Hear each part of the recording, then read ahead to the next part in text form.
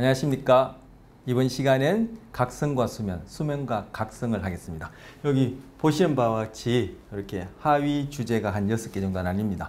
우리가 깨어있고 자고, 사실 우리한테는 수면이라고 얘기하지만 생물 전체로 봐서는, 식물까지 합쳐서는 수면보다는 상대적으로 활동이 떨어지는 무활동 시기, 이렇게 생각하셔도 될 거예요. 그러니까 활동이 활발할 때와 활동이 잦아들어서 무활동할 때, 그러다 다시 활동할 때, 우리에게서는 각성수면 이런 것들이 규칙적으로 반복된다는 거. 그와 관련해서 일주율이라는 것이 무엇인지 살펴보고, 그럼 이러한 일주율, 반복되어지는 우리의 생물학적 리듬은 어떠한 메커니즘에 의해서 생겨나는지를 살펴보고, 그 외에 이제 우리와 관련해서 시차점, 그리고 이제 수면 중에도 우리가 다 동일한 어떠한 상태의 수면을 유지하는 게 아니죠. 그 안에서도, 수면 시간 안에서도 또 그 안에 반복되는 리듬이 있어요. 상대적으로 각성되어지고 또 각성순이 떨어지는, 물론 깨어있을 때만큼은 각성은 아니라 하더라도 깨어있을 때에 버금가는 어떤 그러한 수면 중의 각성 상태, 그리고 수면 중에 그런 각성 상태가 아주 낮아진 그런 경우, 이런 것들도 반복하니까 또 수면 안에서도 그런 것들 반복되는 리듬도 살펴보고, 수면 관련된 장애, 그리고 자는 것, 잠자는 것 자체의 기능은 무엇이고, 또 자는 동안에 우리가 하는 것들 있죠. 뭡니까? 우리가 하는 것들, 어쨌든 하게 되는지는 모르겠지만, 하게 되는다고 저는 표현하고 싶어 합니다만, 꿈꾸는 것, 이 꿈의 기능은 무엇인지 이렇게 살펴보려고 합니다. 자, 먼저 첫 번째 주제가 일주율이었죠. 그 일주율이 뭔지 얘기하기 위해서 또 동영상을 한 4분 남짓한가요? 제가 기억하기로는 그 정도인데 한번 살펴보고 얘기를 이어갔으면 합니다. 앞선 시각과 관련해서도 이렇게 중간중간 주제 넘어갈 때 이제 이런 동영상을 봤었는데, 자, 제목이 뭐예요? 우리 몸은 시간을 어떻게 할까? 우리 이제 시계를 보죠.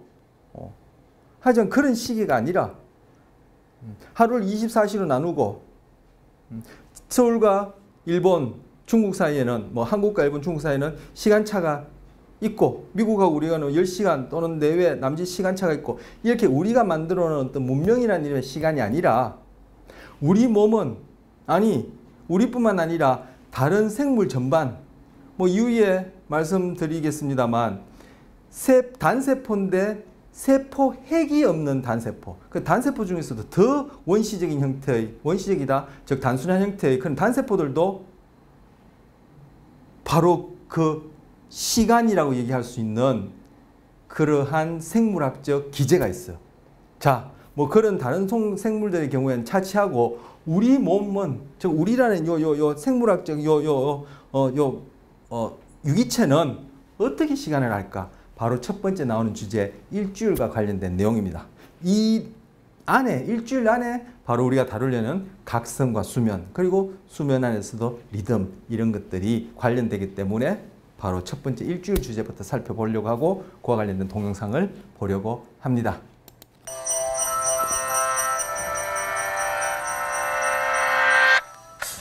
In 1962, a cave explorer named Michel Sief started a series of experiments where he isolated himself underground for months without light or clocks. He attached himself to electrodes that monitored his vital signs and kept track of when he slept and ate. When Sief finally emerged, the results of his pioneering experiments revealed that his body had kept to a regular sleeping-waking cycle. Despite having no external cues, he fell asleep, woke up, and ate at fixed intervals. This became known as a circadian rhythm, from the Latin for about a day. Scientists later found these rhythms affect our hormone secretion, how our bodies process food, and even the effects of drugs on our bodies. The field of sciences studying these changes is called chronobiology. Being able to sense time helps us do everything from waking and sleeping to knowing precisely when to catch a ball that's hurtling towards us. We owe all these abilities to an interconnected system of timekeepers in our brains. It contains the equivalent of a stopwatch telling us how many seconds elapse, a clock counting the hours of the day, and a calendar notifying us of the seasons. Each one is located in a different brain region.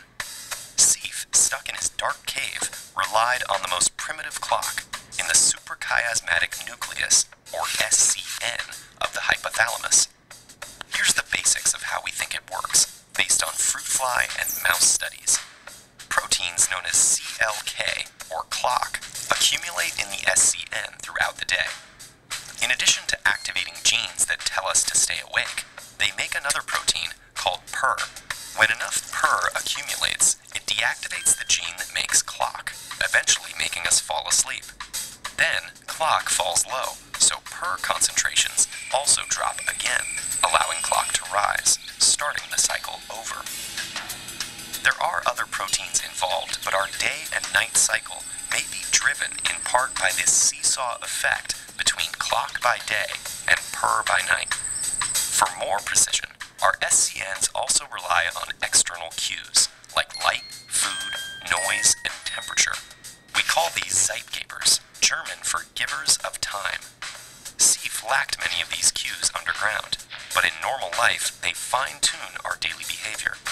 For instance, as natural morning light filters into our eyes, it helps wake us up.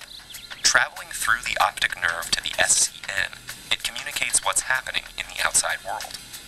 The hypothalamus then halts the production of melatonin, a hormone that triggers sleep. At the same time, it increases the production of vasopressin and noradrenaline throughout the brain, which help control our sleep cycles.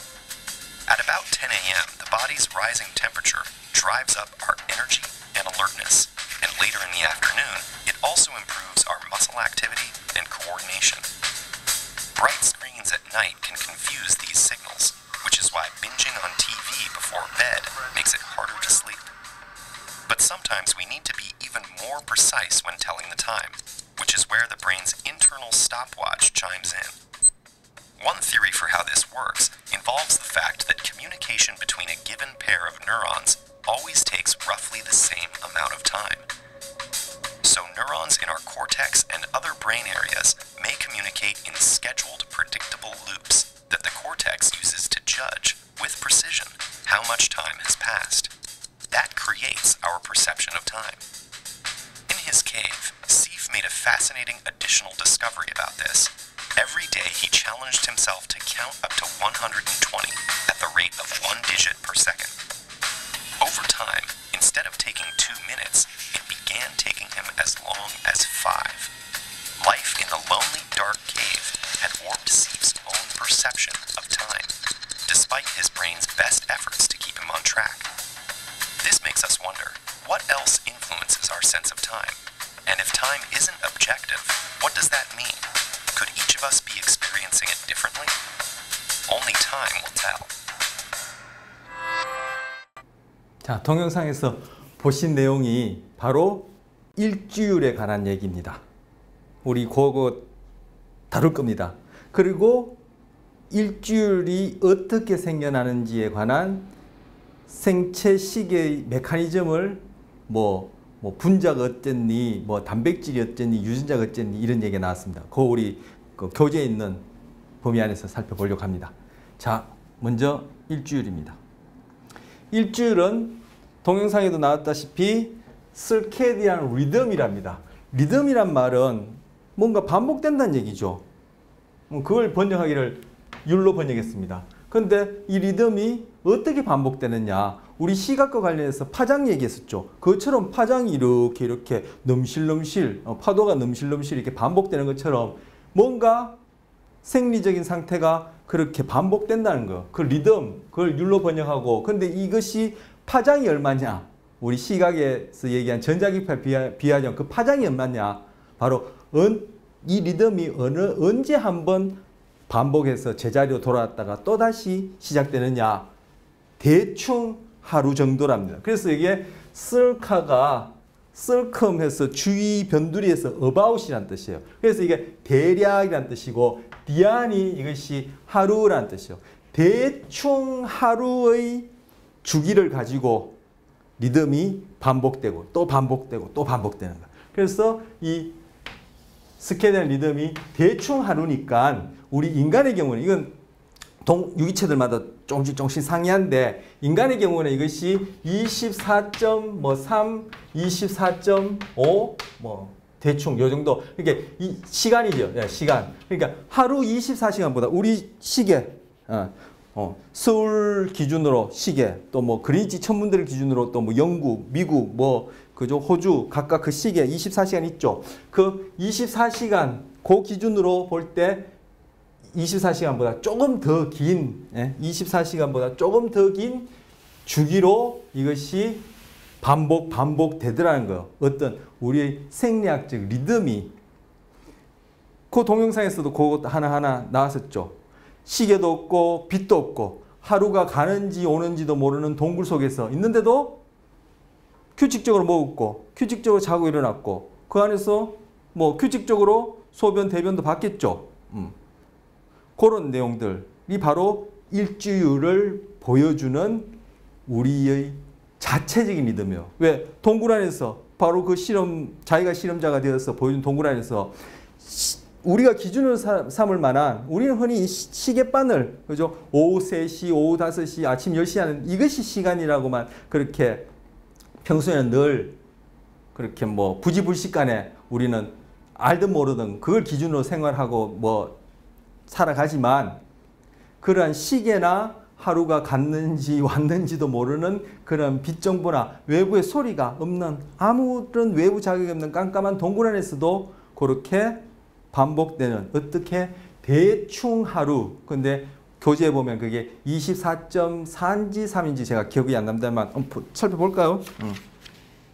24.3 맞네요. 24.3에서 24.4시간 정도 24시간보다 조금 긴 그 정도의 주기로 반복되는 리듬이 있다. 바로 수면과 각성도 그러한 일주일을 보여주는 리듬 중에 하나예요. 자, 그럼 여기 지금 쭉 나열해 놨습니다. 뭐 이걸 한 줄로 다 나열하자니 너무 많고 제가 교재에 있는 거 플러스 제가 여기저기서 메모해 둔 것을 지금 제 나름대로 이게 분류해서 한 5줄로 했어요. 이거 뭐 옆으로 쫙 이렇게 나열해도 되는 것인데 바로 일주일의 예가 뭔지 보려는 거예요. 이것 이외에도 더 있겠죠. 하지만 더 있지만 과학적인 연구를 통해서 그 주기를 확인하지 않은 이상 무작정 쓸 수는 없겠죠. 하지만 우리의 생리학적 현상 또는 생리학적인 그런 과정들은 다 일주일을 보여요. 빛이나 우리가 딱 시간을 정해놓고 일어나고 자고 시계 보고 학교 가고 뭐 직장 가고 밥 먹고 씻고 자고 TV 보고 이런 거 하지 않더라도 동영상에 본 것처럼 그런 리듬들을 좀 나열한 거예요. 첫 번째, 각성과 수면이요. 깨어나고 자는 것이 리듬이 있다는 거예요. 체온, 기분, 먹기와 마시기, 신진대사, 소변 보기, 호르몬 분비, 성적 능력, 알코올 민감성, 통증 민감성, 약물 민감성, 운동 효과, 집중력, 학습과 기억, 인지 능력, 유전자 활동, 그리고 면역 기능 등등등 이런 것들이 다 일주일 보입니다. 그런데 뒤에서 이제 살펴보겠지만 이러한 우리의 일주일이 뭔가 다른 요인에 의해서 뭐 달리 말하면 외부의 어떤 자극이나 상황 조건에 의해서 이것이 말 그대로 리드미컬하게 반복되지 않는다면은 당연히 우리 생리적인 상태에 어떤 식으로든 영향을 줄 테고 이것이 선천적으로 진화의 결과로 가장 생존과 번식에 적합한 형태로 완전하지 않지만 그죠? 효율적이고 적합한 형태로 갖추어진 일주일 리듬을 보이는 생리적인 과정인데 그것이 어떠한 요인으로 그 리듬이 규칙적이지 않고 외부 자극에 의해서 교란이 된다면은 분명히 그에 따른 문제, 즉 신체적인 그리고 심리적인 뭐 몸과 마음은 떼놓을 수 없죠. 즉 마음이라는 것은 어떻게 보면 그죠? 뭐 몸이 만드는 즉 뇌를 포함한 물질이 만드는 하나의 현상 그 자체다 이렇게 이제 뇌학자는 보는데 뭐 소위 몸과 마음이라는 것이 결국 그것이 문제가 생기겠죠. 그런 것들 지금 이제 수면과 각성 중심으로 다루려는 게 이번 6 하위 주제에 담긴 내용들이에요. 자, 각성과 수면을 이제 살펴볼 테고 체온 같은 경우에는 우리 교재에 나옵니다만 잠들기 한 5시간 전. 제가 만약에 11시쯤 잔다면 보통 한 11시경에 잔다면은 그것보다 한 5, 6시간 전이면은 몇 시가 되나요? 계산하면은 5, 6시간 왜 계산이지? 오후 한 5시, 한 6시 이때 체온이 제일 높고, 그럼 11시에 잠들었다면은 잠들고 2시간 후 죄송합니다. 새벽 1시 정도가 체온이 가장 낮아요. 그래서 우리는 체온이 낮아지는 시기에 각성 수준도 떨어지면서 잠들기가 쉽고, 그렇게끔 이런 것들의 리듬이 같이 그렇게 동조와 싱크로나이즈 돼 있어요. 우리는 더운 데서는 잠이 안 오지만 너무 추운 데서는 잠이 잘 와요. 그리고 너무 추우면은 각성 수준이 떨어지면서 그때는 정상적인 어떤 잠을 잔다, 수면이라고 얘기할 수 있지만 결국 각성 떨어져서 잠을 자죠. 그럼 영화 같은 거 보면은 그런 이렇게 추운 데서 그죠? 막 생존하기 위해서 그 발버둥 치는데 동료들이 이렇게 잠들게 하면 야 잠들지 마, 너 자면 죽어, 얼어 죽어 이러죠. 바로 우리는 체온이 떨어지면은 수면 상태로 들어가게끔 그렇게 생리적으로 갖춰져 있어요.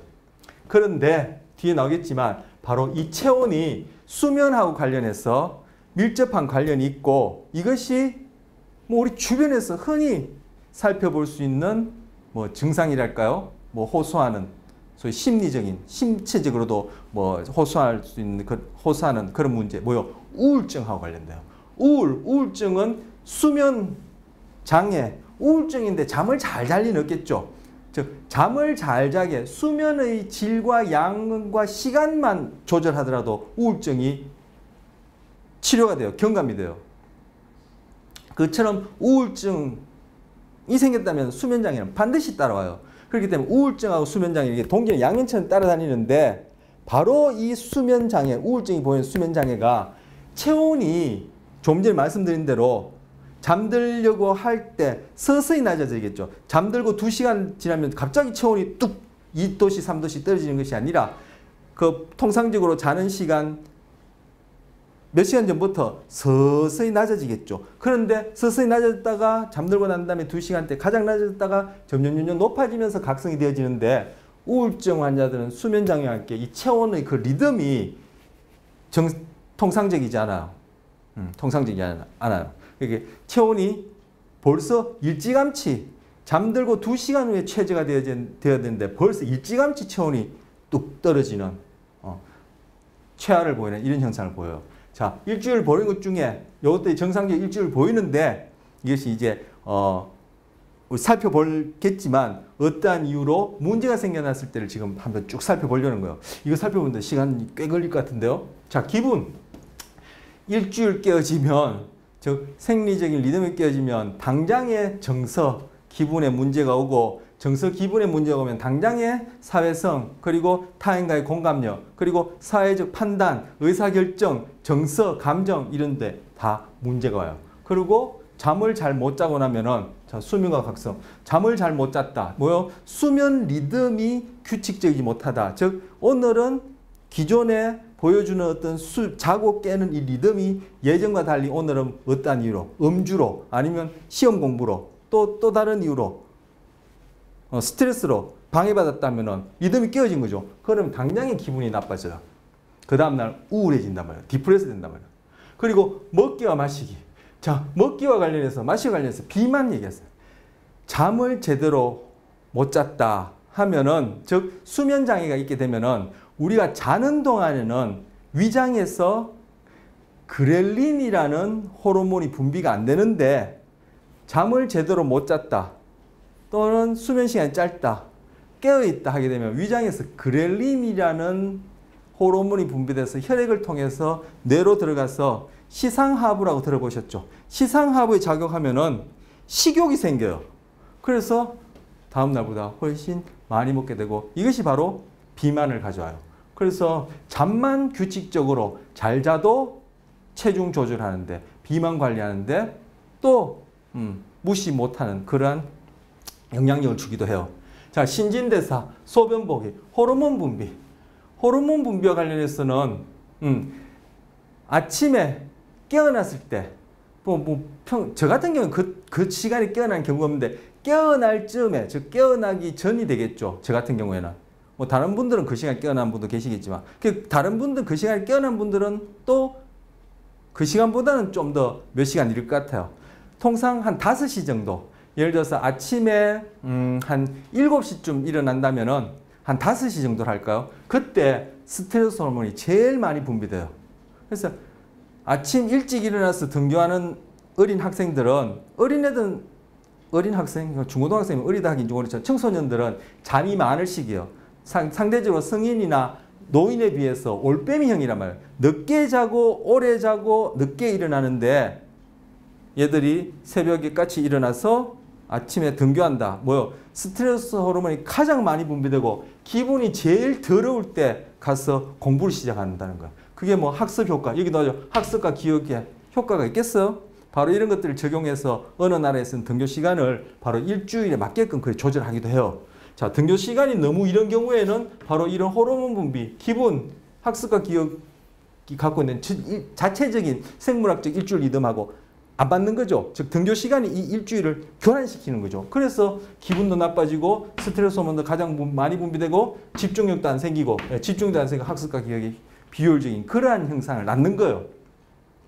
등교 시간이라는 우리가 정해놓은 어떤 규칙 때문에. 그런 것이 없이 그냥 내추럴하게 우리가 진화된 환경에서는 24시간보다 조금 더 그러한 주기를 가지고 아침에 해가 뜨고 지는 것과 맞춰져서, 즉 동조와 싱크로나이제이션 돼서 동조화되어서 이런 이름들이 규칙적으로 척척척척척 진행될 때 바로 이런 것들이 가장 효율성이 있게끔, 즉 생존과 번식에 가장 적응적인 그러한 생리적 상태가 되어지고, 바로 그걸 바탕으로 심신과 몸과 마음이 가장 건강하고 효율적인 상태가 되게끔 그렇게 진화되었는데, 조금 전에 예로 든 그런 중고등학생 같은 경우에 우리가 만들어 놓은 어떤 기준으로 우리가 생각하기 가장 좋다라는 소위 바람직하다는 상대적인 가치에 의해서 등교 시간을 8시부터 수업한다. 그 전에 나와서 아침 자습하고, 저희는 자율학습 같은 거 했었거든. 아침 자습 같은 거 했었는데 한다 이렇게 되면은 그런 애들은 최소한 6시 이전에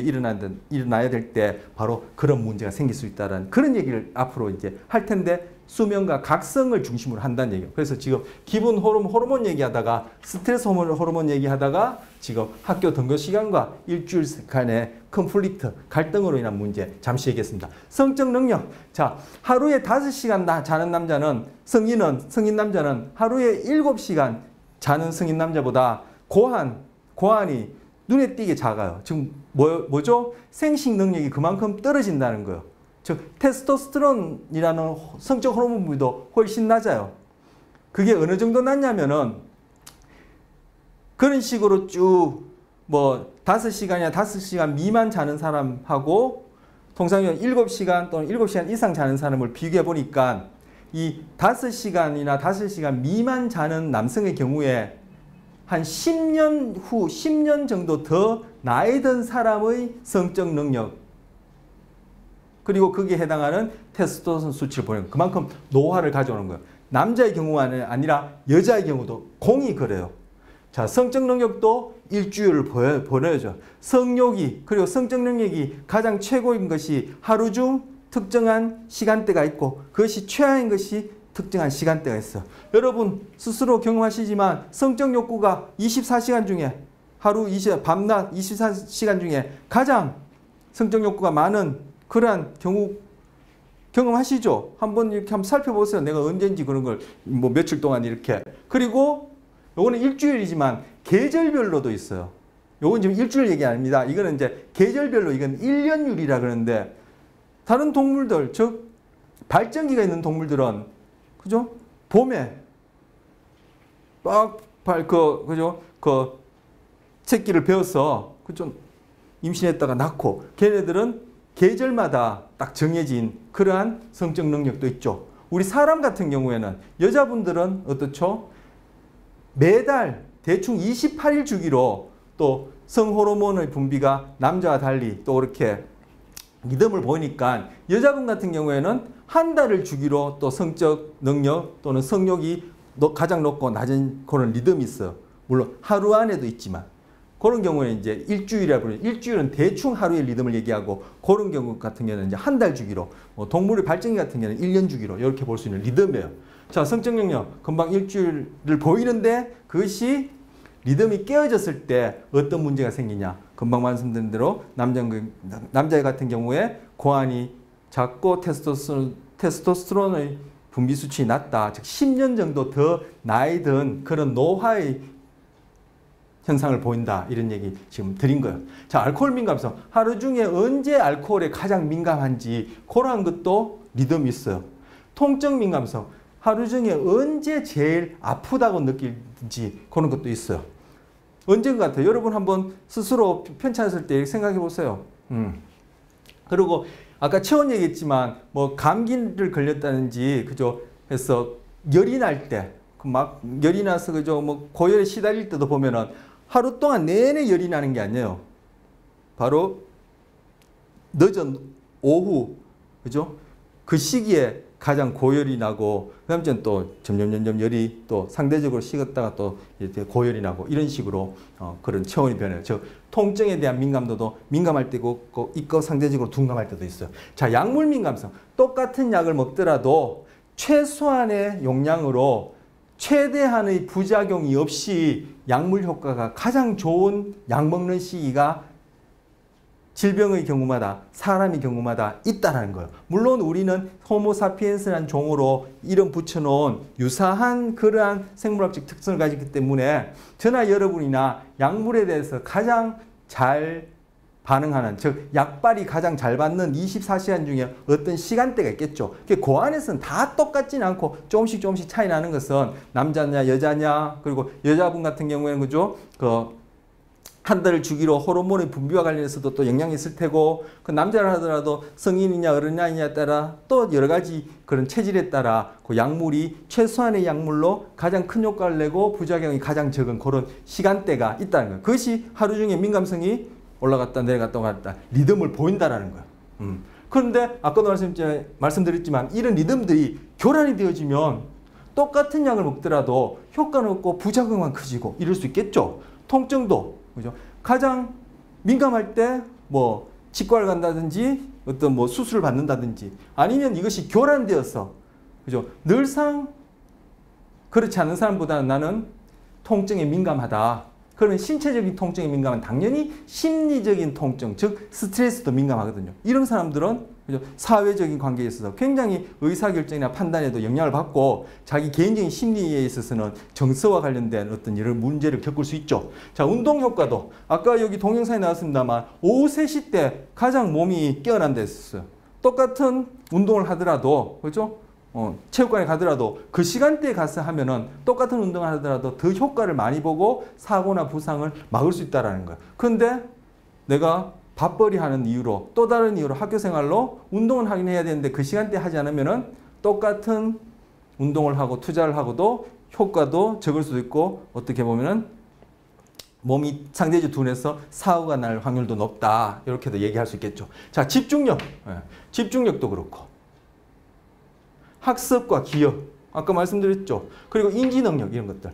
그래서 뭐 집중력, 학습과 기억, 인지능력 이것과 관련해서 얘기할 수 있을 텐데 교통사고가 가장 많이 나는 시간대가 있어요. 언제인 것 같습니까? 새벽 4시경에 우리가 보는 이 시계로 그죠? 시계로 새벽 4시경에 가장 교통사고가 많이 나요. 왜? 그때 뭔가 집중력, 인지능력 이런 뭐 반사 능력 뭐 이런 것들이 가장 둔할 뿐만 아니라 뭐 호르몬 분비하고도 관련돼 있을 수 있겠죠. 아까 새벽 5시쯤에 호르몬 스트레스 호르몬이 가장 많이 분비된다 했으니까 그과도 뭔가 관계가 있을 수 있겠죠. 구체적 관계 있는지 없는지 있다면 어떻게 했는지 제가 개인적으로 모르겠습니다만 추측해 볼 수 있겠죠. 자, 우리 뭐 그 같은 지역에 뭐 비슷한 뭐 바로 옆집 사람은 농사 짓고 나는 사냥하러 다니고 한 사람은 좀 뭐 사무실에 가고 이렇지 않죠. 우리가 비슷한 시대에 비슷한 환경에서 하면 거의 다 그죠 뭐 이렇게 뭐 직장인이라든지 소위 이제 현대인들의 생활에 우리 맞춰져서 사니까 우린 다 손목에 차고 있는 그죠 뭐 TV에 나오는 핸드폰에 있는 그 시간대에 맞춰서 생활하니까 우리 몸의 리듬이 어쨌든 그거에 따라가려고 한다. 아니면 우리의 일주일이 그거에 의해서 영향을 받는 상태에서 볼 때 새벽 4시경에 가장 교통사고가 많이 나더라는 거예요. 그것도 어쨌든 리듬을 보여주는 거죠. 그것이 교란된 리듬이든 정상적이지 못한 게 교란된 또는 나쁜 영향 하에서 반복된 리듬이든 어쨌든 리듬 하에서 그러한 것들이 나타난다는 거예요. 자, 정상적으로 이것들이 다 대충 하루의 리듬, 일주일 보인다. 그리고 지금 다시 하나하나 짚어서 얘기하는 것은 그런 리듬들이 외부적인 요인으로 그것이 방해받을 때 제대로 이렇게 반복되어서 리드미컬하게 반복되지 않을 때 어떤 문제가 생기는지를 지금 쭉 살펴보고 있습니다. 자, 면역 기능. 우리 유전자 활성화 관련해서는 더 구체적으로 뒤에 가서 이제 준비한 거 보고 면역 기능도 어떻게 될 것 같아요? 면역 기능도 리듬을 정상적으로 보인단 말이에요. 그런데 이것이 다른 이유로 규칙적이지 못하고 또는 이 위상이, 리듬 위상이 빨라지거나 늦어지거나 교란되어지면 면역 기능이 올라갈까요? 떨어질까요? 당연히 떨어지겠죠. 그래서 요즘 한창 문제되고 있는 뭐요? 감염. 거기에 취약해지는 거예요. 그 안에는 뭐 감기도 있을 테고, 그죠? 뭐 전염병, 다른 전염병도 있을 테고, 여러 가지 하여튼 면역과 관련된 그런 기능과, 면역과 관련된 그런 감염에 우리는, 노출되는 것이 아니라 감염될 확률이 훨씬 높아지는 거죠. 자, 그 다음 일주일 말씀드렸고요. 그 중에 이제 각성과 수면에서 구체적으로 체험에 관련해서 좀 보고 할 겁니다. 자, 면역 기능 이런 것도 보고 유전자 활동도 좀 보고요. 네. 그래서 참 요거 하나 말씀드리죠. 약물 민감성과 관련해서 이런 일주일, 그러니까 하루 중에 언제 약을 처치받는 것이 사용하는 가장 효과적이고 부작용이 적었냐 이런 것들을 연구하는 학문을 시간 약학이라 그래요. 약학. 그래서 크로노가 시간, 크론이 시간이죠. 크로노 파마콜로지, 크로노 파머시 또는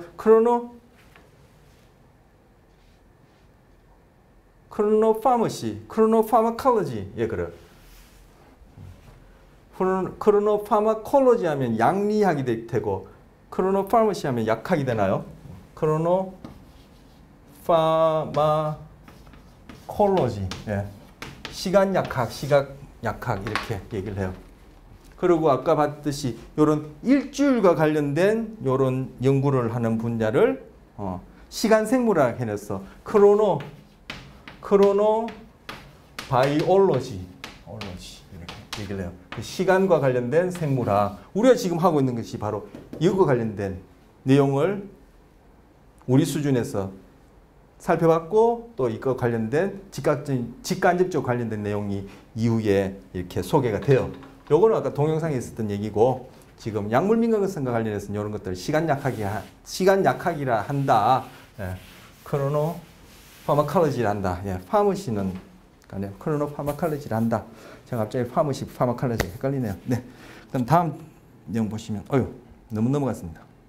그래서 이것이 어떻게 보면은 그죠? 서론이자 이것을 우리가 염두에 두고 기초를 딱 이 전제하에서 앞으로 살펴본다, 내용을 살펴본다 이렇게 해도 되겠고, 이걸 우리 깊이 마인드 해야 될 대전제다 이렇게 생각해도 되겠고, 어떻게 보면 이것이 지금 두 번째 슬라이드 제시됐지만 이게 결론이다라고 얘기할 수 있어요. 즉 우리의 모든 생리 과정은 인간뿐만 아니라 다른 유기체도 마찬가지지만 우리의 모든 생리 과정은 우리의 행동 그리고 심리에 토대가 되어진단 말이에요. 그런데 이 생리 과정이 일주일을 보이는데 그런 일주일이 어떤 이유로든 앞당겨지거나 늦춰지거나 이것이 리듬이 규칙적으로 반복하지 않고 들쑥날쑥하게 교란된다면 행동과 심리는 어떻게 되겠어요? 건물로 비유하자면 이 앞에 생리 과정, 우리가 살펴보고 있는 일주일 보이는 생리 과정은 이 높은 건물에 보이지 않는 이 밑에 기초공사예요. 기초공사를 제가 어떻게 하냐면 이 기초공사예요. 이게 지금 흔들린다, 없다 하면은 그 위에 써 있는 이 행동과 심리는 흔들 언제 무너질지 몰라요. 그 무너지는 게 뭐예요? 결국 신체적인 질병과 심리적인 문제겠죠. 그 대표적인 예로 앞서 첫째 슬라이드에서는 첫 번째 슬라이드에서는 제가 우울증을 먼저 언급했던 거예요. 자, 우울증이 일주일이 문제가 생긴다. 즉, 우울증의 원인은 일주일밖에 없다. 이런 뜻이 아니에요. 그죠? 우울증에 영향을 줄 수 있는 요인이 여러 가지 있겠지만, 바로 일주일과 관련된 생리 과정 중에 일주일에 관련된 요소가 큰 몫을 한다. 이런 의미로 아까 우울증을 언급했던 거예요. 자, 두 번째, 인간의 모든 생리 과정은 체내 시계를 따른다.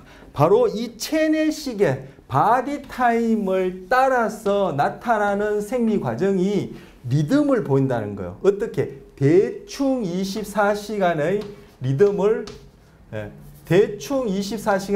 보이기 때문에 이 리듬을 일주일이라 부르고, 그 일주일에 해당하는 생리적 과정들을 앞 슬라이드에서 쭉 살펴봤고, 그 생리적 과정이 보이는 일주일이 교란될 때, 문제가 생길 때 생겨나는 문제를 제가 하나하나 언급했던 거예요. 자, 우리는 다 바디 타임이 있다.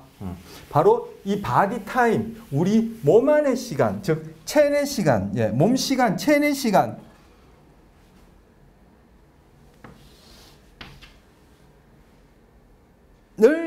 체내 시간을 가르치는 시계가 있을 것이다. 그렇게 생각하고 거기에다 이름 붙인 것이 바로 생체 시계라 그래요. 생체 시계 또는 생물학적 시계라 그래요. 원어 자체는 이것이 바이올로지가 생물학이죠. 그래서 바이올로지컬 클락이라 그래요.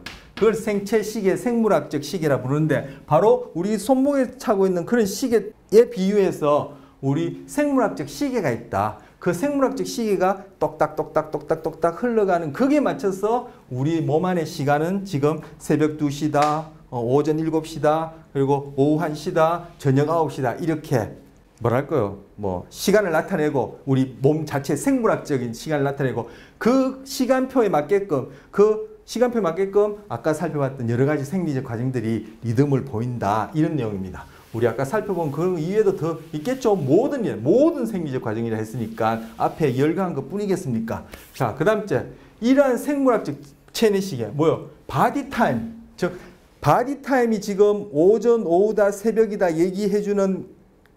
가르쳐주는 시계에 해당하는 것이 바이올로지컬 클락이라 그래서 생물학적 시계, 생체 시계라 그래서 우리 앞으로 살펴볼 거예요. 그런데 그런 바이올로지컬 클락, 즉 생물학적 시계, 생체 시계가 가르치는 우리 몸의 시간, 즉 생물학적 체내 시간, 이 바디 타임은 어떻게 만들어졌느냐? 바로 진화의 결과인데, 즉 자연선택의 산물이라는 것이 바로 진화 또는 진화의 결과라는 뜻이에요. 진화의 결과인데, 어디에 맞춰져서 생겨난 시간이냐? 바로 태양시, 로컬선 타임, 태양에 맞춰졌다는 거. 자, 지구가 자전합니다 하면은, 지금 우린 여기 아침이라면 저 지구 반대편 밤이겠죠. 그러니까 로컬이에요. 각 지역마다 해가 떴다면 지금 막 떴느냐, 중천에 떴느냐, 저 산 넘어 뉘어 지느냐, 그것이 지구 반대편 서로 다르니까 그 지역에 따라 태양 시간이 있다는 거예요. 근데 이 태양 시간이 지구가 자전만 합니까? 태양을 중심으로 공전하면서 하는데, 이 공전 궤도가 정원이 아니니까 이 공전할 때 태양으로부터 거리가 가깝냐 멀냐에 따라 자전하더라도 봄에 아침 저녁, 겨울에 아침 저녁, 여름에 아침 저녁이 다르죠. 그래서 봄 여름을 가면은 낮 시간이 더 길고, 그죠? 가을 겨울로 가면 낮 시간이 짧죠. 그리고 밤 시간이 길어지죠. 바로 그러한 태양 시간에 우리가 맞춰졌다는 거예요. 우리 앞에서 시각 얘기할 때도 맹점에서 채워 넣는 것, 그 채워 넣기가 어떻게 되었다? 그때 2차, 저차 얘기했는데 결론은 뭐예요? 바로 우리가 이 땅 위에서 진화된 이 지구 위의 환경에 맞게끔 그렇게 시각과 관련된 이 뇌가 진화되었기 때문에 아래 위로 향하는 선이나 경계선은 채워 넣을 수 있지만, 수평으로 지면에서 평행인 이런 선들은 채워넣지 못한다 얘기했듯이 바로 우리가 갖고 있는 이 바디 타임, 그 바디 타임 맞춰서 리듬을 보이는, 즉 일주일을 보이는 모든 생리의 과정은 어디에 맞춰져서 우리의 생존과 번식에 가장 효율적으로 진화되었느냐? 바로 태양시, 즉 지구 환경, 그리고 지구로 모든 에너지와, 그죠? 이 빛을 제공하는, 우리 앞에서 전자기파라 얘기했는데 어쨌든 빛을 제공하는 이 태양, 달리하면 결국 우리가 진화된 이 대자연에 맞춰진 진화의 산물이 바로 우리 몸이 보여주고 있는 시간이고, 그 시간대에 맞춰서 모든 생리적 과정이 일주일을 벌이고, 그 일주일이 그 장구한 시간 동안 우리에게 완전하다고 할 수 없지만 생존과 번식의 가장 효율적인 상태인데, 아까 앞 슬라이드에서 말씀드린 것처럼 우리의 기준에, 어떤 상대적인 기준에 의해서 한창 올빼미 형의 극치를 보이는 청소년들에게 입시를 위해서 수업을 8시부터 한다. 이게 되면 걔들은 7시 전에 6시 전 부근에 일어나야 된단 말이에요. 다 그런지는 않겠지만 그래도 제대로 그죠? 공부 욕심 있거나 소위 열심히 한다는 애들은 그 시간에 일어나면은 그것이 우리의 그 장구한 역사 속에서 만들어진 생물학적 바디타임하고 바로 학교의 등교 시간, 이걸 사회 시간이라 해서, 사회적 시간이라 해서 소셜 타임이라 해요. 소셜 타임이라 하는데 이거 사이에 뭐요? 어긋남이 일어나죠. 즉 비동조화가 일어나죠. 그래서 여기에 맞추다 보면 우리의 바디 타임에 의한 일주일이 무너지는데, 대표적으로 수면과 각성, 특히 수면이 무너지면서 체온 같은 것들도 교란이 생기면서 아까 말씀드린 대로 학습 효율성도 떨어지고, 그것들이 위에 살펴보겠지만 중독 행동이나 흡연, 사고 이런 것하고도 관련된단 말이야. 그런 얘기 이제 살펴보려는 거예요. 그래서 이것이 대전제이기도 하지만 아까 말씀드린 대로 마지막 결론이기도 해요. 자, 두 번째 주제가 생체 시계. 좀 전에 말씀드렸죠. 바디 타임을 지금 내 몸은 오후 2시야. 그걸 어떤 시기에 알려주지? 저는 지금 예를 들어서 지금 강의를 하고 있는데 지금 몇 시야? 지금 오후 같은데 몇 시지? 지금 오후 2시네. 시계가 알려주죠. 우리가 만들어 놓은 서울 그린위치 천문대를 기준해서 우리 이 서울이 위치한 그 표준 시간에 따라 오후 2시를 알려주죠. 근데 내 몸은 지금, 내 몸도 지금 오후는 오후인데 내 몸이 보여주는 바디 타임 몇 시야? 1시야. 그 바디 타임 오후 1시에 하는 것은 어떤 시계가 알려주지? 바로 우리 손목에 차고 있는 그런 시계와 같은 그러한 역할을 하는 시계가 우리 몸 안에 생물학적으로 있다는 거예요. 결국 어딨냐? 뇌에 있는데 다른 동물들도 있다는 거예요.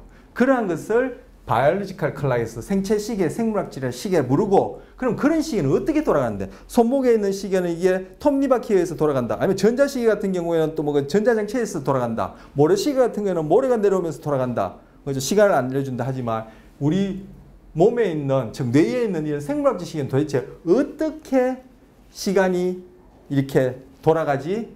그래서 오후인지 낮인지 밤인지 어떻게 알려주지? 그 메커니즘 기제를 지금 살펴보겠다는 거.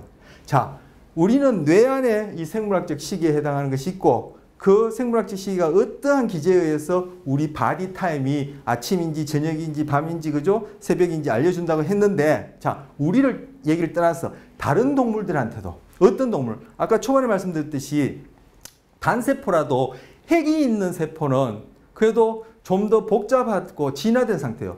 단세포인데 핵이 없는 세포가 있어요. 시아노박테리아라고 박테리아의 일종인데 이 녀석은 해양에 살아요. 바다에 사는데 어떻게?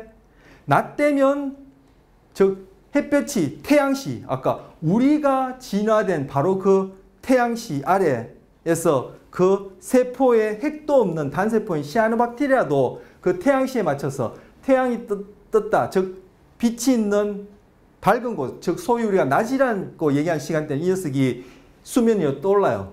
그래서 광합성을 하고, 그 다음 이제 해가 지면, 빛이 없으면 어두워지면 이 녀석은 수면 안으로 들어가서 해양 그 심층에 죽은 사체들, 결국 뭐 바닷속에 사는 동물들이겠죠. 그런 사체들, 그런 것들을 이렇게 먹어요. 걔들도 뭐요? 먹고 마시는 건 모르겠지만 소위 먹는다는 행위에 해당하는 것이 일주일을 보이죠. 바로 그 녀석들도 생체 시기가 있어요. 근데 걔 녀석들은 뇌가 없으니까 어떤 식으로 하는지는 모르겠지만 아마 분자 수준에서 어떤 식으로 하겠죠. 우리에게는 지금 그러한 생체 시계가 뇌에 있고 뇌에 어디 있는지 요 슬라이드 이후에 볼 테고 그 생체 시계는 어떻게 작동하는지를 얘기를 하려고 하는 것이 바로 생체 시계의 기제예요. 근데 요 얘기 조금 전에 동영상에 얼추 나왔었어요. 동영상에서 CLK라는 단백질과 PER이라는 잠시만 대문자로 쓰려고 PER이라는 단백질이 있었다 했죠. 그 여기서는 요 이름이 조금 상이하지만 뭐 우리 교재 중심으로 얘기를 하죠. 우리 교재에서는 지금 TIM이라는 단백질 또 대문자 써야 돼. 또 소문자 써. TIM이라는 단백질을 소개해요. TIM. 자, CLK 동영상에서 CLK 단백질은 이게 클락을 줄임말이에요. 클락. 그리고 PER이라는 단백질은 피리어드란 단어를 줄인 것이고 TIM이라는 단백질은 타임이라는 말은 줄인 거예요. 결국 우리가 그 뭐 발견한 단백질에다 이름을 붙인 것인데 자, 동영상에는 클락이라는 단백질이 많아지면 뭐 우리가 보려는 생체 시계 역할을 하는 뇌세포 안에 클락이라는 단백질이 많아지면 우리는 각성하게 되고 펄이라는 단백질이 많아지면 점점 각성순이 떨어지면서 수면하게 된다. 그런 얘기를 했었어요. 그런데 우리 교재에는 클락은 안 나오고 팀이 나와요. TIM. 그런데 팀이나 펄이나 작동하는 방식은 동일하니까 우리 교재 중심으로 교재 갖고 계신 분도 계시고 안 갖고 계신 분은 뭐 클락이나 팀이나 결국 펄이나 작동하는 것이 동일하니까 우리 교재에 맞춰서 팀과 펄을 다루겠습니다. 그래서 이 내용인즉슨 펄 여기 보면 PER 펄과 TIM이라는 단백질이에요. 이것이 우리가 살펴볼 뇌세포 내의 농도가 하루 중에 점점 높아지면은 우리는 뭐 각성 수준이 떨어지면서 즉 수면 잠을 잔다는 거예요. 그 잠을 뭐 보통 성인의 경우에는 7시간, 8시간이 적절하고 청소년 그들만큼 자는 학생이 있는지 모르겠어요. 그렇죠. 있긴 있겠죠. 없을 일은 없겠지만 그 대신 많이 자더라도 또 늦게 자고 이제 늦게 일어날 텐데 어쨌든 청소년은 한 10시간 정도 자야 된다고 그래요. 그런데 뭐 소위 뭐 그죠 뭐 어른들이 생각하는 우리 사회가 생각하는 상대적인 바람직한 청소년들은 학교 다니는 청소년 10시간씩 못 자죠. 또 자면 안 된다고 생각하죠. 어쨌든 그렇게 청소년은 한 10시간씩 자고 성인은 한 7, 8시간씩 자는 것이 가장 바람직하다고 하는데 너무 많이 자더라도 7, 8시간 더 자고 10시간 더 자면 너무 많이 자더라도 이것이 우울증을 유발하기도 하고 이게 뭡니까? 정서장애를 유발하기도 해요. 그러니까 이것이 수면이라는 것이 특히 우울증하고 밀접한 거죠. 자, 아까 봤던 일주일이 뭔가 교란된다. 그 중에 대표적인 예로 수면 각성, 특히 수면 이 리듬이 뭔가 문제가 생긴다 하는 것은 더 광범위한 용어로 얘기하자면은 결국 스트레스를 받는다는 얘기예요. 스트레스를 경험한다는 게 뭐 생리적인 수준에서 스트레스라는 거예요. 그 생리적인 수준에서 일어나는 스트레스는 우리가 의식하지 못해요. 그것이 몸에서 일어나는 일이든 그리고 신경계에서 일어나는 일이든 의식하지 못하는 경우도 대부분이고 많을 수도 있고 어떤 경우에는 그 스트레스를 경험하는 경우가 있죠. 그건 어떻게 해요? 그러한 스트레스로 인한 결과물을 경험하는 것인데 일주일이 무너져서 특히 수면 같은 경우에 그 리듬이 방해받아서 수면 부족이나 아니면 너무 일찍 자고 너무 일찍 일어난다 또는 늦게 자고 일찍 일어난다 너무 늦게 자고 너무 늦게 일어난다 이런 것들이 규칙적이지 않고 들쑥날쑥하고 충분히 못 자게 해서 수면에 문제가 있다. 이렇게 되면 그것은 한마디로 생리적인 수준에서 스트레스를 경험하는 거예요. 우리 그 스트레스 경험을 의식 못할 수도 있고 그것이 일으키는 어떤 신경학적인 즉 뇌에서 일어나는 그런 과정들 우리 모르죠. 그 결과물이 뭐예요? 결과물이, 즉 의식하게 되어지는, 우리가 자각해지는 결과물이 바로 우울하다라는 그러한 심리적 상태와 신체 상태가 되어지는 거예요. 그래서 일반적으로 얘기하자면 우리 수면 끝나고 난 다음에 바로 스트레스와 정서 다룰 생각인데, 바로 일반적으로 얘기하자면 지금 일주일이 망가지는, 흐트러지는, 그 중에 대표적으로 수면을 볼 텐데, 수면이 문제가 생긴다는 것은 결국 스트레스의 대표적인 얘기를 하는 거예요. 그래서 스트레스와 직결된 것은 우울증이다, 이렇게 보셔도 돼요. 근데 아까 앞서 말씀드린 대로 스트레스하고 수면장애는, 우울증이 있으면은, 스트레스하고 수면장애가 아니라 우울증이 있으면은 반드시 수면장애가 있고, 수면장애가 있으면 반드시 우울증이 따라요. 그런데 이 우울증이란 것은 한마디로 얘기하자면은 스트레스의 결과다. 즉 수면 부족은 스트레스의 결과다. 이렇게 생각하시면 된다는 얘기를 좀 드리는 거예요. 왜 얘기했냐면은 지금 이제 잠자는 시간 얘기하다가 그런 얘기를 하게 됐는데, 자, 예를 들어서 우리가 한 7시간 잔다. 7시간 잔다 하면은 바로 잠드는 시간이 가까워지면은 이 펄과 팀이란 단백질이 점점 높아져요. 자는 동안 쭉 높아졌다가, 그죠? 깨어날 때쯤 시간이 가까워지면 점점 농도가 낮아져. 낮아졌다가 그러면 이제 깨어나죠. 낮았다가 깨어있는 동안에 이건 계속 낮아졌다가, 그리고 점점 잠자는 시간이 가까워지면 다시 높아지고. 그래서 이 단백질 농도가 바로 뭐 생체 시계를 돌린다는 거예요. 우리 손목에 차고 있는 이 시계는 이 나사바퀴가 톱니바퀴가 결국 이 뭡니까? 스프링에 연결됩니까? 기계적으로는 연결되어서 그 힘으로 돌아간다면, 아니면 전자시계는 뭐 저는 모르겠습니다만 안에 어떤 전자장치의 힘에 의해서 돌아간다면, 그리고 우리 뭐 결국 전자시계라도 그게 뭐 배터리를 넣죠. 그러면 그 배터리가 갖고 있는 그러한 전류에 의해서 전기적 에너지에서 돌아간다면, 바로 우리 뇌 안에 있는 특정 세포, 즉 생체 시계라고 부를 수 있는 그러한 특정 세포를 돌리게 하는 그런 그 배터리와 같은 역할을 하는 것은 바로 그 세포 안에 있는 이 펄이나 팀이란 단백질이 그런 역할을 한다는 거예요. 그래서 농도가 점점 높아지면 자게 되고, 자는 동안에 낮아져서 깨게 되고, 깨있는 동안에 최하점을 찍다가 점점 높아지면 또 자게 되고, 이렇게 되어진다는 거. 그러면 이 펄과 팀이란 농도가 아니라 단백질은 뭐가 만듭니까? 결국 펄과 팀이란 단백질은 유전자가 만드는 거죠. 그러면 펄과 팀에 해당하는 유전자가 있을 거란 말이에요. 그래서 이 유전자는 또 소문자 썼는데 구별하기 위해서 펄과 팀을 만드는 유전인자, 여기는 메신저 RNA를 보여주고 있는데, 어쨌든 유전인자는 깨어있는 동안에는 점점 활동을 하는 거예요. 그럼 유전인자가 활동한다고 금방 그게 맞춰서 순식간에 그에 해당한 단백질이 덜컥덜컥 만들어지는 것이 아니라, 유전자가 활동을 하더라도 그것이 만들어내어서 단백질이 누적되는 시간이 있는데, 유전자가 한참 활동하더라도 그때는 단백질이 그 유전자 활동만큼 농도가 안 쌓이다가 단백질이 유전자가 최고의 활동 수준을 보이면은 그때서야 이 단백질이 누적된 만들어진 유전 요인에서 만들어진 단백질 농도가 점점 누적된다는 거예요. 그래서 여기 검은 선은 바로 펄과 팀을 단백질 만든 유전자의 활동을 보여주고, 그리고 이 빨간 선은 펄과 팀이라는 단백질 농도를 보여주는데, 이것이 메신저 RNA 그리고 그와 관련된 유전인자가 막 활동하면 그 자리에서 펄이나 팀 단백질 농도가 팍팍 높아지는 게 아니기 때문에 이런 차이가 있는 거예요. 그래서 우리는 주목할 것은 결국 뭐 이 빨간 선이 보여주는 펄과 팀의 단백질에 주목하면 되겠죠.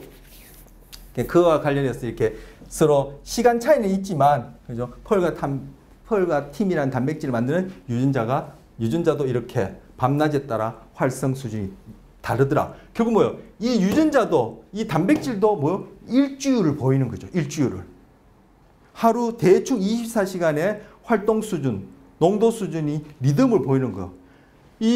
얘네들이 이 일주일 리듬은 어디에 맞춰져서 대충 24시간의 리듬을 보이는 거예요? 바로 태양시예요. 그래서 여기에 태양을 그려놓은 거야. 낮 동안에 일출, 중천에 해가 뜨고 일몰, 밤에는 별과 달이 뜨고 다시 일출 해서 바로 이것도 어디 태양시에 맞춰져서 이렇게 생물학적으로 생체 시계의 기제, 생체 시계가 어떻게 째깍째깍 돌아가냐, 요 기제도 그렇게 우리가 진화된 이 환경에 맞게끔 세팅되어 있다. 이렇게 보는 거예요.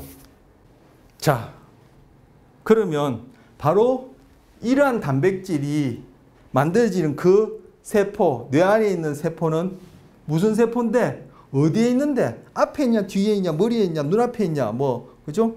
귀 옆에 있나, 어디에 있는데? 바로 여기 있어요.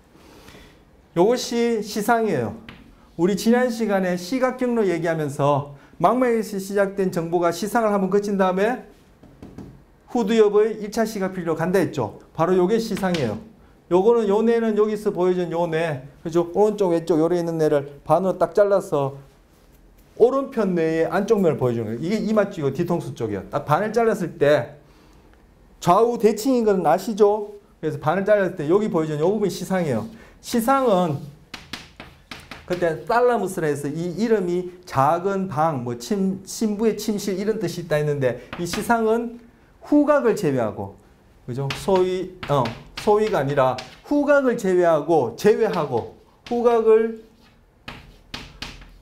후각을 제외하고 모든 감각들이 어디 대뇌 피질 쪽으로 정보가 전달되기 전에 여기를 거쳤다 간다. 즉 거기 가서 한번 시냅스 한 다음에 대뇌 피질로 가는 부위예요. 그래서 이 시상을 이름 부르기를, 그 역할을 이름 부르기를 감각 중개소라고 그래요. 중개소. 그래서 이 감각 중개소를 거쳐서 다음 과정으로 가는 중에, 그죠? 하향식으로, 하양식이 아니라 하향식으로 지각이 관여해서 결국 우리가 경험하게 되는 거죠. 감각 중개소. 자, 시상 얘기했습니다. 그런데 조금 전에 말씀드린 생체 시계는 어디 있는데? 시상이 있지 않아요. 시상 바로 밑에, 시상 바로 밑이 시상 아래에 있다 해서 시상 하부라 불러요. 이거는 뭐 하이퍼 아래에 언더 이런 뜻이죠. 탈라머스.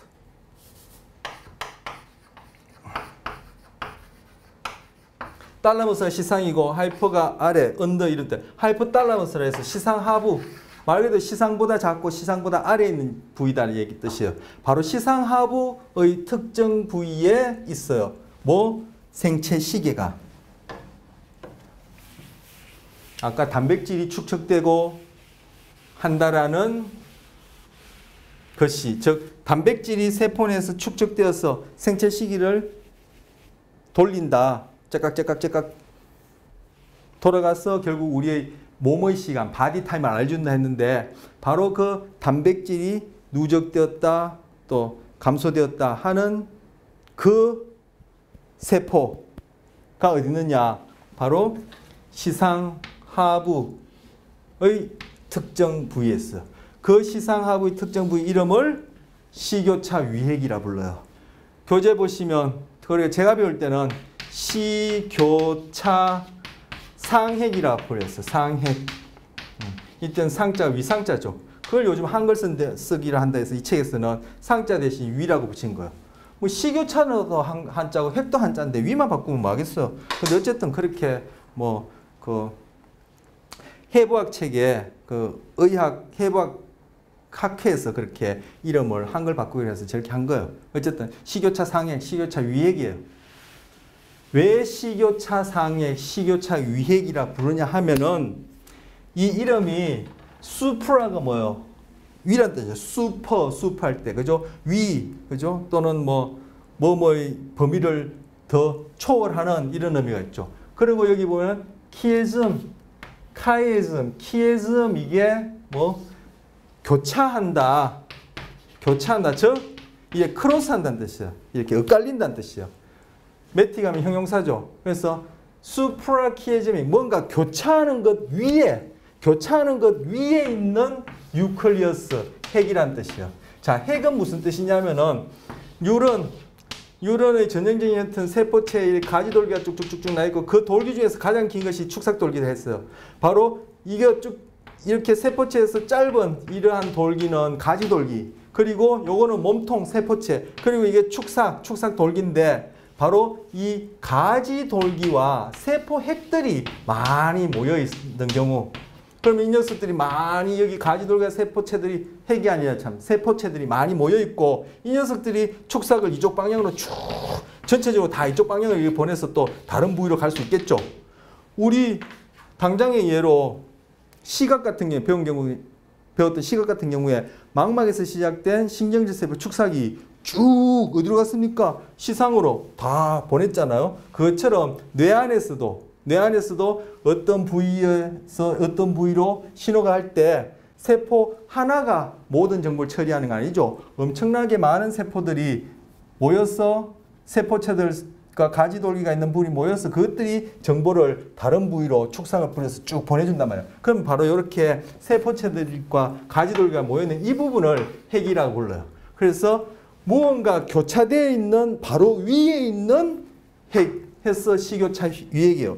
그러면 여기서 도대체 뭐가 교차됐는데? 자, 핵은 설명했고 수프라도 있는데 뭐가 교차됐는데? 바로 우리가 앞에서 봤던 시각경로.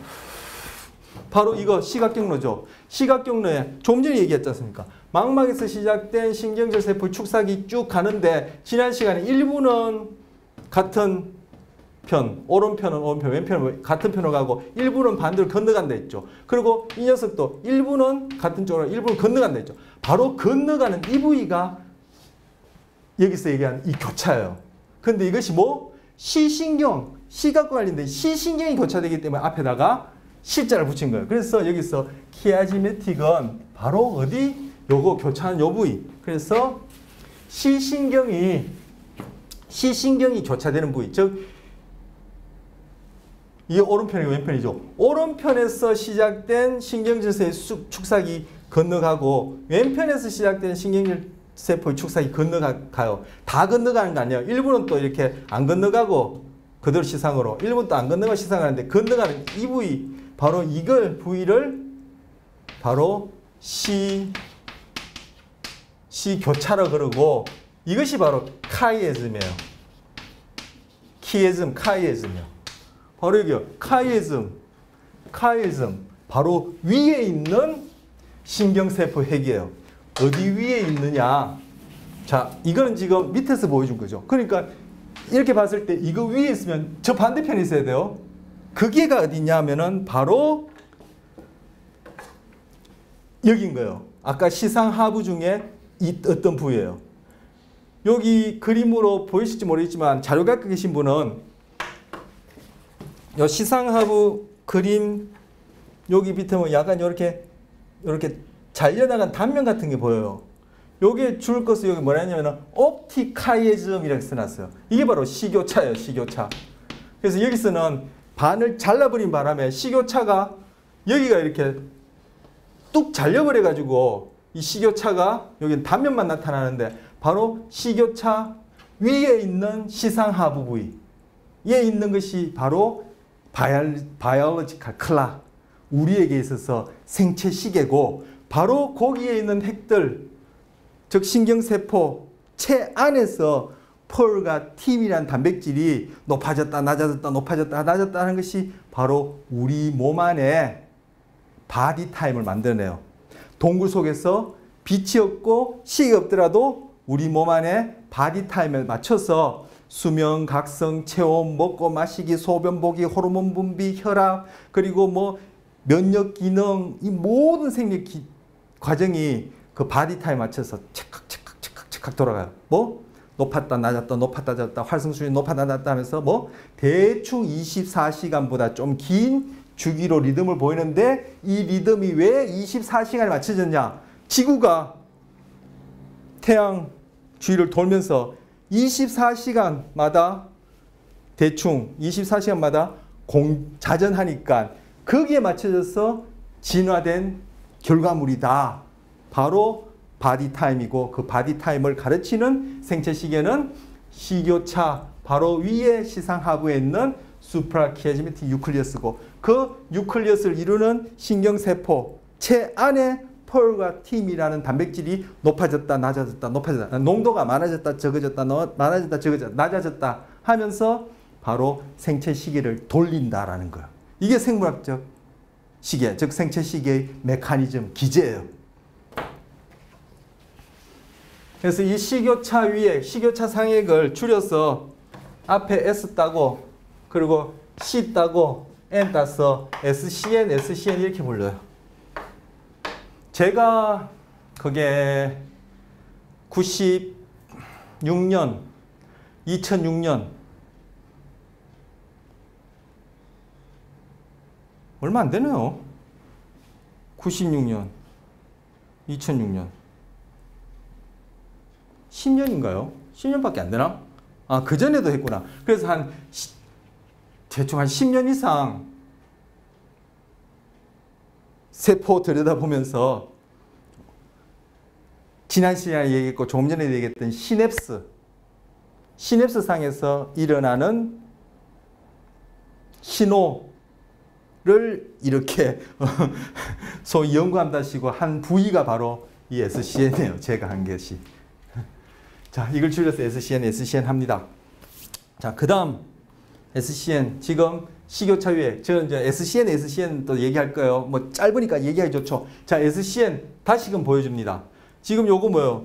딱 식교차 시신경 있는 부위로 이렇게 잘라서 보여주는 거예요. 그래서 눈이 있고 그리고 어떤 신경절 세포의 축삭, 즉 축삭은 그냥 이렇게 가고 어떤 녀석은 건너가고 하니까 바로 건너가는 이 부위가 식교차 해서 여기 뭐 동영상은 안 보이겠습니다만 여기가 옵틱 카이에즘 해서 식교차라 불러요. 식교차. 바로 어디 윗부분에 이걸 반을 딱 잘랐으니까 이 반을 자른 건 잘랐으니까 이 식교차의 단면이 나타났죠. 이게 지금 식교차의 단면이에요. 이게 식교차의 단면.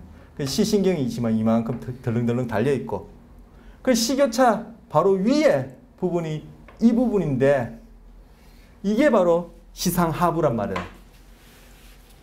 이게 시상하부란 말이에요. 그리고 이 부분이 시상에 해당해요. 그런데 바로 시상하부 중에서 어디? 자, 시상하부 중에서 어디? 바로 요 부분. 요 그림에서는 여기다 그려놨는데 요 부분이 바로 SCN, 즉 우리에게 있어서 바이올로지컬 클락에 해당하는 녀석이에요. 생물학적 시계예요.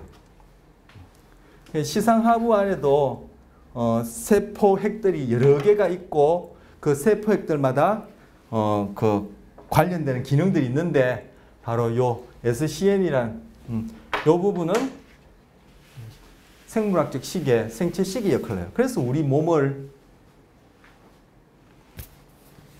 몸의 시간을 나타내죠. 바디 타임을 나타내 주는 거죠. 자, 그런데 우리 몸의 바디 타임은 아까 앞서 동영상에서도 봤고 그 이후에도 제가 말씀드렸지만 일주율을 보인다. 일주율. 자, 바디 타임에 의해서 바디 타임 즉 체내 시간 지금 내 몸이 바비가 나와요. 바비가 바비가 나와요. 바디 타임. 베이비가 나오려나? 죄송해요. 바디 타임. 즉 내 몸이 지금 아침이다, 점심이다, 저녁이다. 이 시간이 있단 말이에요.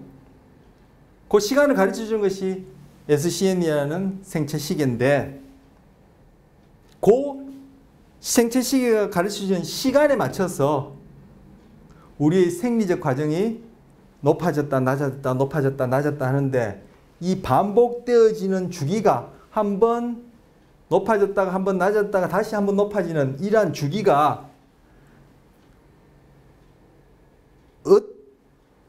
어떤 주기가 하니까 또 주기를 쓰니까 어떤 주기로 반복되느냐 한번 높아졌다 낮아졌다 하는데 얼마만큼 시간이 걸리느냐 보니까 바로 우리가 차고 있는 이 시계로 기준으로 볼 때 그것이 24시간보다 조금 더 길더라. 그래서 대충 24시간을 보이더라 해서 그러한 생리적 리듬의 반복되어지는 주기를 일주일이라 부른다 했어. 자, 일주일. 그래서 이것을 스케디안 리듬, 스케디안 리듬이 대충 하루의 리듬이란 뜻이라 말씀드렸죠. 그런데 이것이 뭐요? 24시간이 아니라 대충 24시간이에요. 그렇다면은 아까 동굴 동영상에도 나왔지만 동굴에 한 달이고 두 달이고 있으면은 우리 몸은, 즉 우리 바디 타임은 우리 차고 있는 우리가 정해놓은 이러한 24시간보다 조금 더 기니까 오늘 내일 지나면서 한 몇 분 정도 더 길어지고 또 조금씩 길어지고, 뭐 내 몸의 하루는 24시간보다 조금씩 더 기니까 이것이 반복되어서 몇 달 반복되어지면은 나중에 동굴에서 밖에서 나오면은 우리가 차고 있는 이 시계의 시간보다는 더 길어진, 더 늦은 그러한 바디 타임이 되겠죠. 자꾸 느려지니까. 바디 타임에 맞춰서 돌아가는 생리적 과정은 시계나 해가 뜨고 지는 빛 정보가 없다면, 하루가 갔는지 왔는지 모르는 그런 정보가 없다면은 대충 24시간의 리듬으로 반복된다고 앞서 말씀드렸었어요. 그렇게 반복하게끔 바디 타임을 돌리는 생체 시계는 무엇인데 바로 SCN이고, 그 SCN 안에 있는 그 분자의 농도의 높고 낮음이 결국 이 생체 시계를 돌리는 어떤 배터리와 같은 그런 역할을 한다. 그렇게 비유적으로 말씀드렸죠. 그래서 제가 동굴에 들어가서 아까 동영상처럼 시계도 없고 해가 뜨는지 해가 가는지 달이 뜨는지 지는지도 모르고 거기서 한 달, 두 달, 석 달 지낸다 하면은 결국 내 몸이 보여주는 일주일은 이 해가 뜨고 지는 건 관계없이 24시간보다 좀 기니까 점점 하루가 길어지겠죠. 하루가 늦어지겠죠. 우리가 맞춰놓은 이 24시간이라는 것은 하루는 24시간이다. 하루는 24시간이라는 것은 무엇에 맞춰졌어요? 해가 뜨고 지는 것을 기준으로 맞춰졌죠. 그래서 그린위치 천문대를 기준으로 각 지역마다 해가 뜨고 지는 것이 상이하니까 거기에 맞춰서 시간을 정해놓고 우리와 거리가 다르거나 반대편에 있으면 시간 차이가 그만큼 나는 거예요. 그래서 우리가 24시간이라는 것을 맞춰놓고 그 표준시계에 맞추고 시계를 차고 지금 오후 1시다 2시다 얘기하는 것은 해가 뜨고 지는데 맞춰진 거예요. 그런데 이 해가 뜨고 지거나 이런 시계가 없는 가운데 동굴 속에서 그렇게 지내면 우리의 바디 타임에 의해서 반복되어지는 생리적 그런 리듬은 대충 24시간보다 좀 긴 리듬을 반복한단 말이에요. 그래서 동굴 속에서 몇 달 살고 나오면은 바로 해가 뜨고 지는 그러한 리듬과는, 즉 24시간 리듬과는 다른 우리의 몸의 리듬이 나타난다는 거예요. 그렇다면 정상적으로 우리가 동굴 밖에서 생활할 때 어떻게 우리의 이러한 리듬이 24시간 주기로 맞춰지느냐? 바로 빛 정보를 통해서 맞춰진다. 이렇게 얘기를 하려고 제가 설명한 것이 아까 잘못 꼬여서 그렇게 얘기가 길어졌습니다. 이 뒤에 시간도 부족한데 하여튼 수분을 웨이스팅한 것 같아요. 자, 그 시간이 많이 되어서 이번 시간 이렇게 마치고 다음 시간에는 좀 전에 얘기했던 거 제가 효율적으로 간략하게 정리하고 또 다음 내용 이어가도록 하겠습니다.